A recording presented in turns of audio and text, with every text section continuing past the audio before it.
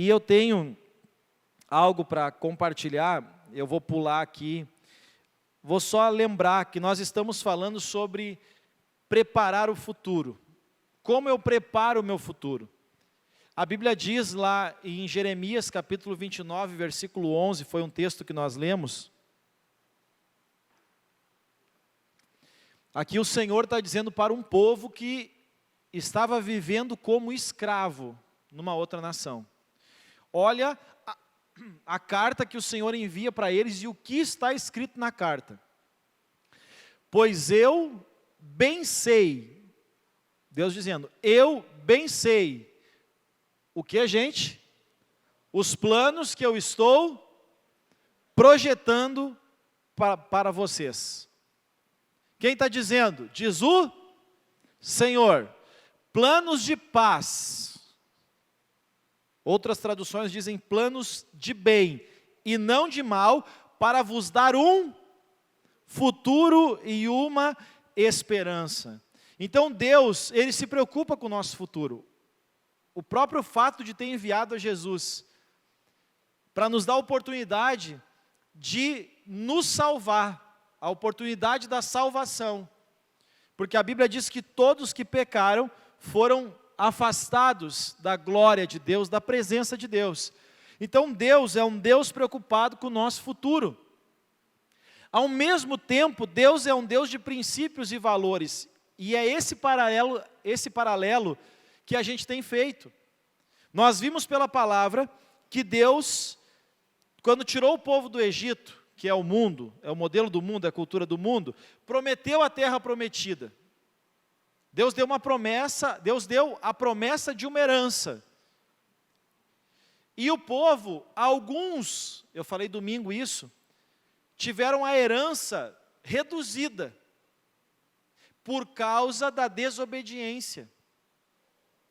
E eu falei algo e repito agora aqui, que todo o pecado, tudo aquilo que nós cometemos contra a vontade de Deus, compromete os planos de Deus para nós.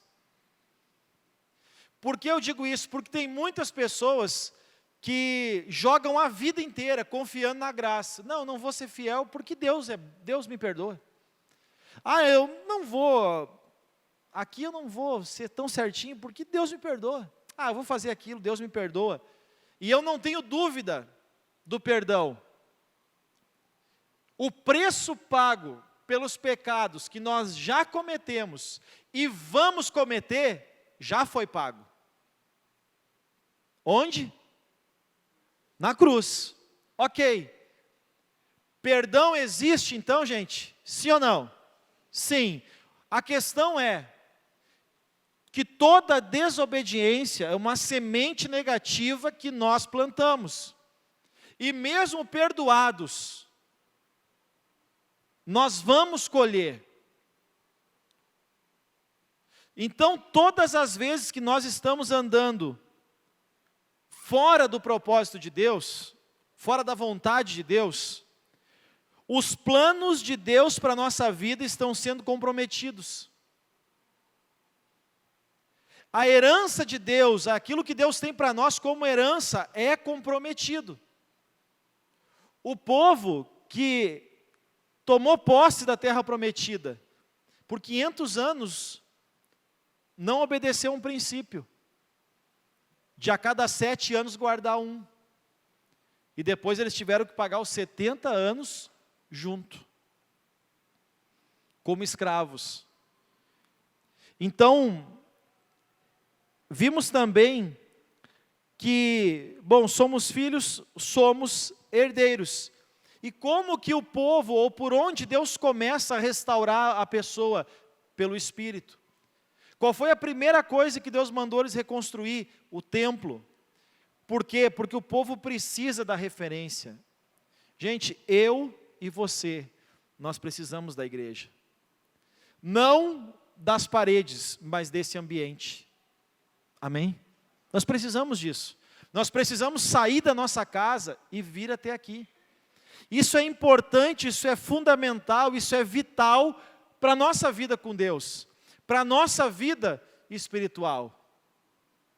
É vital, quer dizer, depende a minha vida espiritual, desses momentos, desses encontros. Eu falei com uma pessoa essa semana, eu disse, olha, tu está sumido. Ele disse, pastor, não estou conseguindo ir. Realmente, quando a gente não vem, automaticamente a gente encaixa algum compromisso, ou até um descanso. Se a gente não colocar o buscar a Deus como um compromisso na nossa vida, se a gente não entender que a nossa vida espiritual, ela precisa de cuidados, assim como o corpo de alimento, assim como o trabalho de resultado, se a gente não entender que a vida espiritual, ela é importante, que eu preciso alimentá-la e cuidar dela, eu vou morrer espiritualmente. E eu quero hoje falar sobre 5 pontos que destroem o futuro. 5 pontos. Eu vou ser breve, porque o meu tempo está estourando, eu tenho 10 minutos. 5 pontos. O primeiro deles é entender o valor do tempo. Entender o valor do tempo. Salmo 90, 12. Aqui é um salmo que não é de Davi, é o salmo de Moisés. E Moisés, ele diz assim, ensina-nos, ele está pedindo para Deus, está orando a Deus, ensina-nos a contar os nossos dias, de tal maneira que alcancemos corações sábios. Aqui ele não está falando de contar quantos anos, contar o dia da semana, o dia do mês, mas ele está falando sobre um cuidado com o tempo. Porque o elemento mais importante da nossa vida é o tempo. É o tempo. Até foi uma das reflexões que eu enviei essa semana, que algumas pessoas disseram, a coisa mais importante da minha vida é a família. Depende do tempo que você dedica à família. O tempo é o elemento que valoriza o que é prioridade para você. O tempo é o elemento que define o que é prioridade na sua vida. É o tempo, não é o que você diz. É aquele tempo de qualidade, aquele tempo de intensidade, é aquele tempo realmente que você define para aquilo na sua vida. Então o tempo, ele é um fator determinante. Eu dizia hoje ainda, para mim o ano de 2019 foi o ano mais rápido da minha vida. E eu estou com 28. Foi o ano mais rápido da minha vida, não sei para vocês, mas para mim, olha, eu quero ver se ano que vem seja mais lento um pouquinho, porque senão quando vê eu já estou com 30, gente, de tão rápido que o tempo passa. Então, o que acontece? O tempo parece que está passando mais rápido, então cada vez mais eu preciso cuidar do meu tempo, e você do seu, eu do meu e você do seu. E esse é um fator determinante para o nosso futuro. E quem não cuida do seu tempo, quem não organiza o seu tempo, quem não define o seu tempo e os seus compromissos, ele, ao invés de preparar o futuro, ele acaba destruindo o futuro dele. E você pode pegar isso para qualquer área da vida. Então, cuide do seu tempo.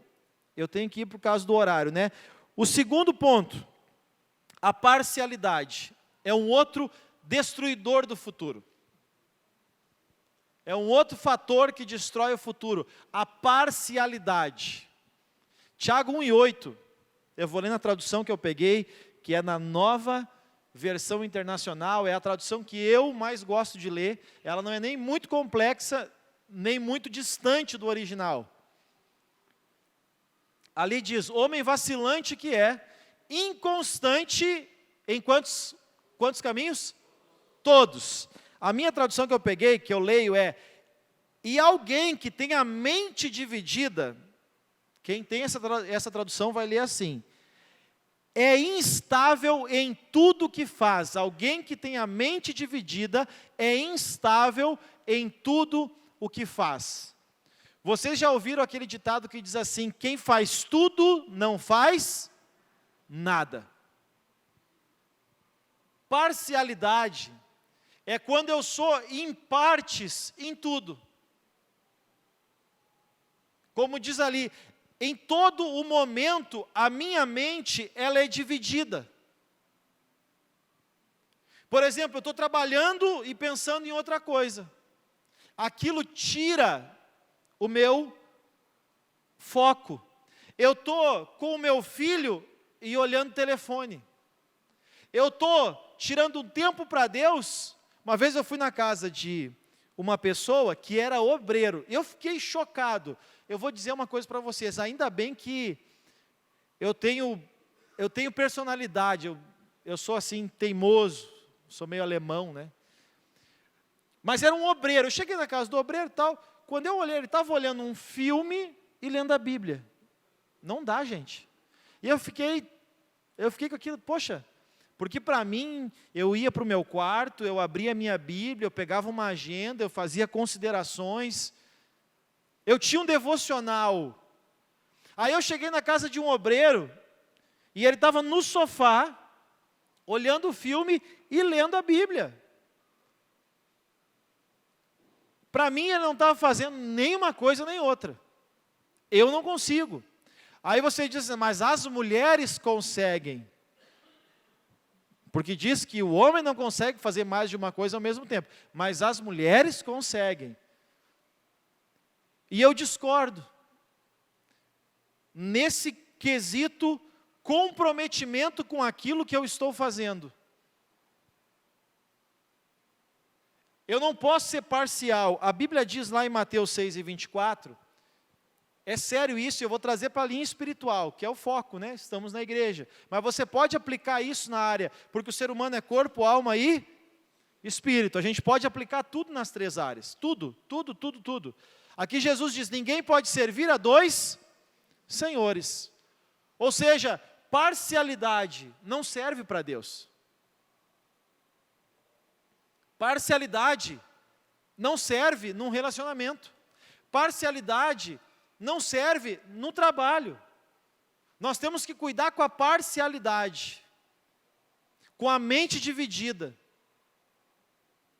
E assim, ó, eu estou olhando agora e eu estou avisando, eu comecei atrasado, Deus me cobrou. Mas eu tenho frisado isso agora. Gente, cuidado com o mundo. Pela palavra de Deus, o Egito era o que escravizava o povo. O Egito para nós hoje é a cultura do mundo, que nos então escraviza, não fisicamente, mas emocionalmente, financeiramente, vai nos escravizando. Cuidado com esse modelo agora do final do ano. Cuidado, gente. Porque agora o brasileiro ele vai se largando, né? Vem agora encerramentos, é mais ou menos assim, né? Festividades ali, Natal e Ano Novo, janeiro, dezembro ali, janeiro e fevereiro, não importa se você está trabalhando. Existe uma ideia no meu e no seu, subconsciente, de que é um tempo de férias. Parece que a gente não amadureceu. Porque isso era lá na minha infância, que eu entendia que férias é dezembro, janeiro, fevereiro, até voltar às... Mas os pais vivem isso também. Os pais vivem isso também, de uma outra maneira, empurrando com a barriga, mas vivem isso também. E aí o Brasil, ele tem um defeito muito grande, que é achar que o Brasil volta depois do... E aí você perdeu um quarto do seu ano que vem. Você não pode começar 2020 dia 31 de dezembro. Você tem que começar 2020 já, agora. Projetar o seu próximo ano. Definir o seu próximo ano. Organizar o seu próximo ano. E não é possível querendo fazer um monte de coisa. Tem dias, como eu tenho várias responsabilidades, tem muitos dias, isso é só um exemplo, né? Mas que acontece comigo e eu me cobro muito. Porque eu resolvo uma coisa aqui, uma lá. Eu não parei um minuto, aí chega no final do dia eu vou pensar, mas o que eu fiz hoje? Nada. Muitas vezes eu me sinto assim, e eu me cobro com respeito a isso, porque eu gosto de ver, eu prefiro fazer uma coisa durante o dia e no final do dia saber que eu fiz aquilo, do que ter que fazer um monte de coisinha e no final do dia ter um sentimento de que eu não fiz. Isso acontece com a vida.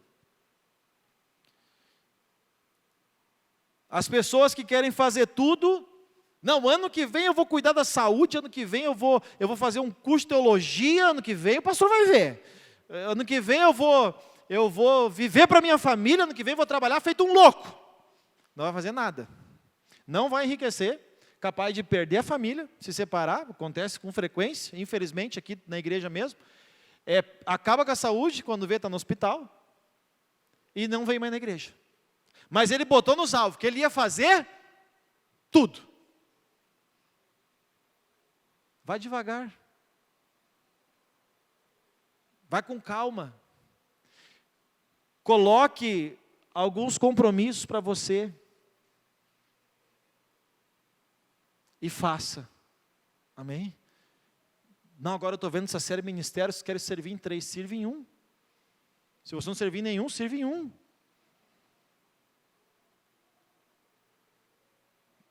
Tem muita gente que entra por essas vibes, como a gente fala, né?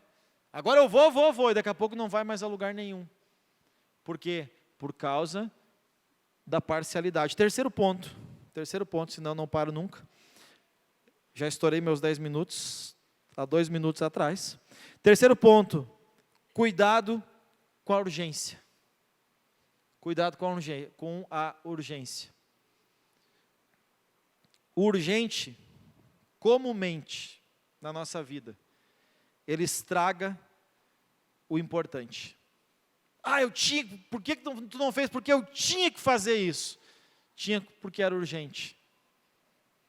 E sabe da onde surgem as urgências? Você sabe da onde surgem as urgências?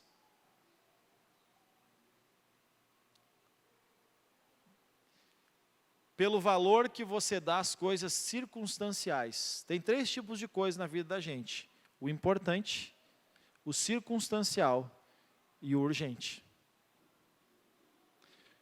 O urgente é o importante que não foi feito por causa do circunstancial. Estou me fazendo entender? O importante, ele se torna urgente devido ao circunstancial. Aquela coisa que apareceu. Apareceu aquela propaganda, Black Friday, aí você para o que você está fazendo e foca naquilo. Apareceu um convite, aí você não vai na igreja porque apareceu um convite. O urgente, ele é atrapalhado pelas coisas circunstanciais.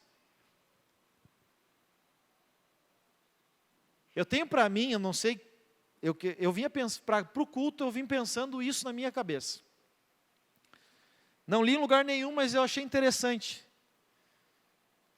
essa minha ideia. Eu vou ver onde nasceu o entretenimento. Porque o pai conta que ele tinha que ir num restaurante, se eu não me engano, para olhar TV. Quer dizer, eles não tinham entretenimento.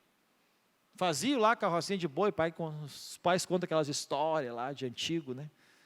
Fazia carrocinha e tal, boi e tal, aquela coisa. Não tinha entretenimento, então eles tinham muito tempo para pensar, muito tempo para produzir, muito tempo para fazer as coisas. E por que eu quero descobrir onde é que nasceu o entretenimento? Porque o mundo ele foi se constituindo para nos entreter e nos tirar do foco do que realmente tem valor. Você já parou para pensar quanto tempo você perde com coisas que não são importantes? O que é importante para o ser humano? Vamos comigo. O que é importante para nós? Não precisa ter ordem aqui. O que é importante na nossa vida? Vamos lá. Trabalho. O que mais falaram? Se alimentar. Esse é muito importante. Trabalho, se alimentar. O que é importante para a nossa vida, gente? Saúde, ok. O que mais? Relacionamento. Família, vamos botar junto aqui. O que mais, gente? Vamos? Eu estou com pressa. Exercício, saúde, já foi falado. Amor, respeito. Meu Deus, tem um que ninguém falou ainda. Deus, aleluia, vocês falaram. Achei que não ia, estão na igreja, achei que não ia falar Deus, estava apavorado já aqui. Deus, família, relacionamento, trabalho, saúde. Vocês concordam, gente? Tá, e quanto tempo a gente perde com nada disso? Já pararam para pensar? Quanto tempo a gente perde com nada disso que vocês falaram aqui? O mundo, ele tira o nosso foco do que tem valor e é importante. Concordam comigo? E daí eu quero estudar como é que foi que surgiu isso. Uma coisa que eu estudei quando eu estava fazendo teologia é que o shopping veio para substituir a igreja. Todo mundo em domingo ia e aí foram construídos uns shoppings. E você pode ver que um dos dias mais movimentados do shopping eles substituíam.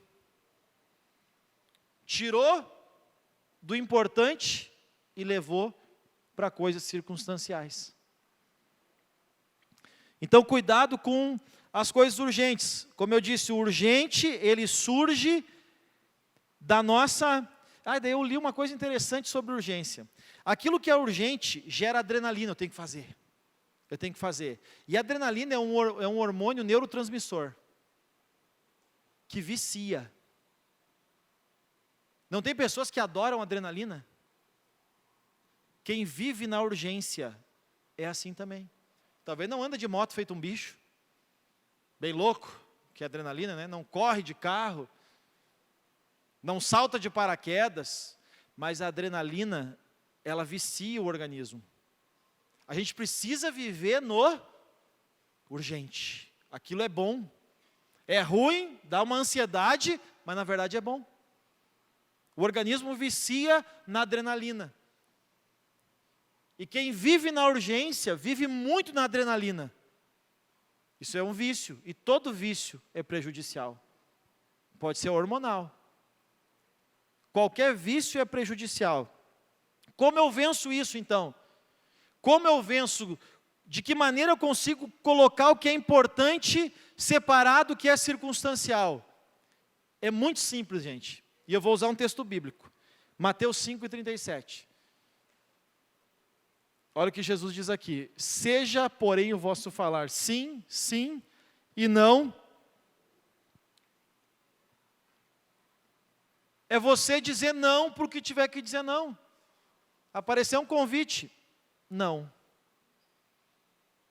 Tudo que é circunstancial, se você tem coisas importantes, Deus, família, trabalho, saúde, o que mais foi falado mesmo? Acho que é isso aí, né? Comer. Bem lembrado, pastor Ronaldo. Comer. Se você tem coisas importantes a fazer, diga não para as coisas circunstanciais que vão aparecendo. E elas aparecem o dia inteiro. Sim ou não, gente? Aparecem o dia inteiro. Então, cuidado com o urgente. Diga não. O quarto ponto, que destrói o nosso futuro. Primeiro é o tempo, segundo é a parcialidade, terceiro, urgência, o quarto é querer viver a vida agradando os outros. Está fazendo mal a si mesmo. Tem gente, olha, observe bem, eu não estou falando de não ajudar pessoas, de não socorrer pessoas, de não levantar pessoas, de não atender às necessidades, eu não estou falando disso. Mas tem gente que tem uma necessidade de agradar todo mundo. Necessidade de agradar. Passa uma com a mãe, pega o filho. Aí daqui a pouco, sabe, corre para lá, corre para cá, querendo agradar. Você conhece gente assim?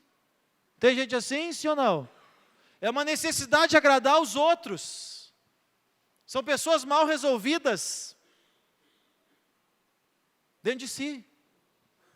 Elas não cuidam muitas vezes da família, não se preocupam com o trabalho. Tem que agradar o chefe, trabalhar não é o importante. Agradar as pessoas. Eu tenho que agradar o colega, agrada até o guarda da empresa, mas trabalhar, produzir, não, isso aí é segunda instância, porque a prioridade é agradar as pessoas, é ser aceito pelas pessoas. São pessoas que não aceitam a si mesmas. Isso destrói o futuro, porque você não está construindo nada com isso. A não ser que você queira ser político, né? Daí, olha, cai que é uma luva. No mais, isso não serve, gente, para a vida. E nem serve para a política também. O problema é que muita gente... Bom, não vou entrar nessa linha, porque senão piora o tempo. Mas as pessoas votam naqueles que procuram agradar, comprar elas, né? Comprar elas. É triste, mas é o Brasil. E o quinto ponto, que destrói um futuro, é a pessoa querer fazer só o que dá prazer para ela. Isso destrói o futuro. Querer fazer só o que dá prazer. Só o que tem vontade. Muitos só querem fazer, isso eu gosto, que eu não gosto eu não faço. Que Deus não vai me dar uma coisa ruim para fazer. Pois é, mas Deus criou a salada que eu não gosto, mas tem que comer. Amém? Deus criou um monte de coisa que eu não entendo por quê. Mas Ele criou e tem que fazer. Deus criou a nossa saúde, o corpo vai se desgastando, tem que cuidar. Quanta coisa Deus fez? Criou de uma forma que nós temos que fazer e não é o que nós gostamos. Isso destrói o futuro, querer fazer só o que tem vontade. O diferencial na vida da pessoa é fazer a cada dia aquilo que tem que ser feito. Isso traz diferença. Fazer a cada dia o que precisa ser feito. Não que eu estou com vontade. Amém? E eu repito de novo, o mundo ele foi criando várias interrupções, várias coisas que vão interrompendo, atrapalhando e prejudicando o nosso futuro. O mundo, ele nos dá vários caminhos, e tudo isso para nos tirar do foco, do que realmente tem valor e é importante para a vida. Amém, gente? Então, cuidem disso, do tempo, cuidem a parcialidade, cuidem a urgência, diga não para o que tiver que dizer não. Não viva para agradar os outros, viva para agradar viva para agradar a sua família, viva para agradar a sua empresa. Não ser puxar saco, eu quero dizer, a pior coisa é puxar saco. A gente se engana com puxar saco. As pessoas boas são aquelas que fazem bem o trabalho para o qual são pagas a fazer. Amém? Isso é agradar a empresa, não é puxar saco do chefe. É fazer o que você precisa fazer. Cuide de você mesmo, cuide da sua saúde. Coloque as coisas no lugar certo. E não queira viver a vida só fazendo o que tem vontade. Porque não é assim que se constrói o futuro. Entenderam, gente? Vamos nos colocar de pé?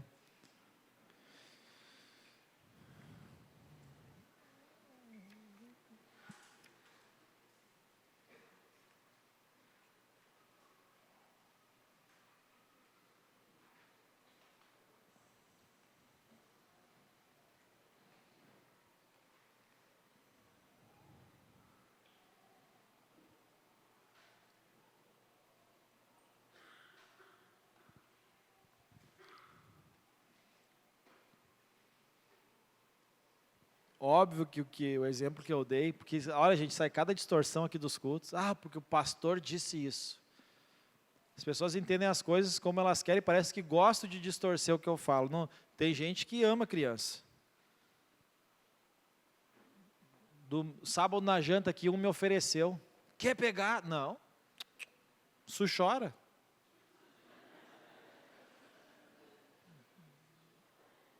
O meu era o meu, pegava, jogava, torcia, entendeu? Meu é meu. Se cair no chão é meu, entendeu? Tem gente que gosta.